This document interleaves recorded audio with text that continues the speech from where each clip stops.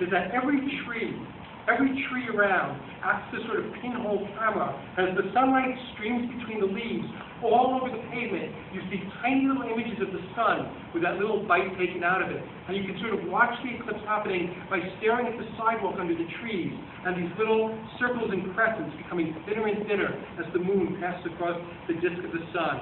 And then at a certain point, at about, I guess it was about 2 o'clock, maybe it was about 2:15, something absolutely extraordinary happened. Are any of you familiar with the Islamic flag? What the Islamic flag looks like, the flag of Iran. The symbol, of course, of Christianity is the cross. The symbol of Judaism is the Star of David. The symbol of Buddhism is a lotus. But the symbol of Islam is a crescent moon. A crescent moon symbolizing the end of Muhammad's wandering in the desert, his Hijra in the desert, and the festival of Eid, when the first crescent appears in the sky. At a certain point, about 15 or 20 minutes before the total eclipse of the sun, the crescent sun looked exactly like that crescent moon on the flag. And at that point, all the women, tens of thousands of women, scattered all over this enormous square, pulled the mirrors out of their makeup cases and began reflecting the image of the crescent sun onto all the buildings and trees and dogs and people all around, and 10,000 crescent images danced on all sides of the square, and people were just laughing and cheering and shouting, and from everywhere you heard that great Islamic Farsi cry of Mashallah, Mashallah, what wonders God has willed. Extraordinary moment there. And the moon continues to pass across the sun. Now it was only about 10 minutes or so. 10 minutes, 5 or maybe 10 or 15 minutes until the total solar eclipse. And at that instant, the other amazing, remarkable thing happened in the square.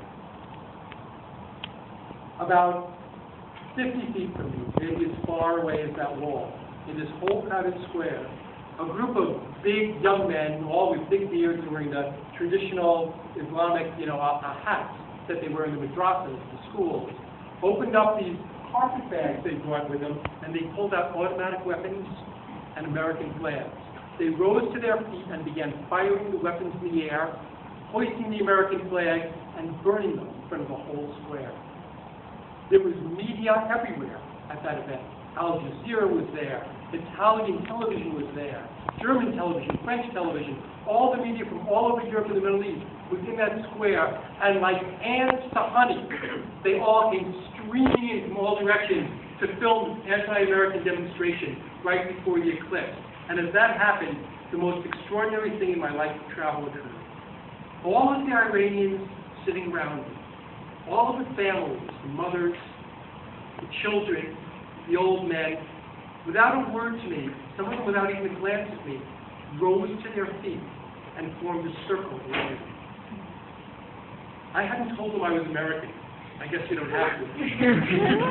But they formed a donut around me. And I remember very clearly that on my right, there was a little 8-year-old boy who had grabbed the fingers of my right hand and was just squeezing them like that, just standing there like this, squeezing my fingers of my right hand. And I looked down at him, and he looked up at me with that sort of defiant look that only an 8-year-old can give you, like, if they want you, they've got to go through me first. On my left, there was a woman wearing the traditional rusari covering her head and arms. And she stood right next to me, and she kind of looked at me, like, defiantly, like, have no fear. You'll be taken care of. And then behind me, this old man with this gray beard, wearing the same kind of madrasa hat that the protesters were wearing, came up behind me, put a huge hairy hand on my shoulder, and he leaned over, and he whispered in my ear in English. He said, "You see those guys over there?" And I said, "Yeah, I see them. They should get a job."